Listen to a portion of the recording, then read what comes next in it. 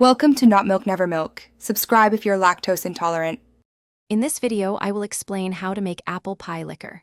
First, combine 1 gallon of apple cider and 1 gallon of apple juice in a large pot.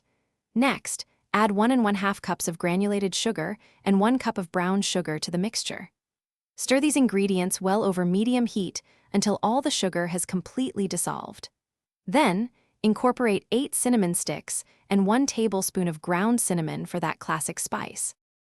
Once your sugar has dissolved, bring the entire mixture to a gentle simmer. Let it simmer for about 45 minutes, allowing all those wonderful flavors to meld together beautifully. After simmering, remove the pot from the heat. It's crucial to let the mixture cool down completely before moving to the next step.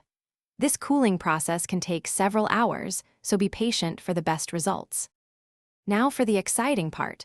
Once your apple pie mixture is completely cool, it's time to add the alcohol. Carefully pour in 1 3/4 liters of 190 proof grain alcohol.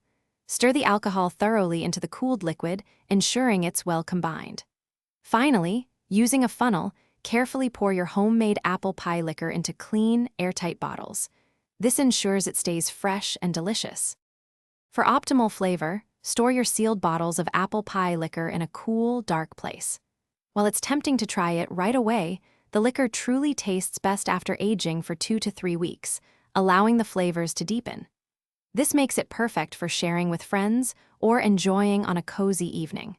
Remember to check the description for a link to some fantastic leak-proof containers and other great deals. Thanks for watching. If this was helpful, leave a like and consider subscribing. See you next time.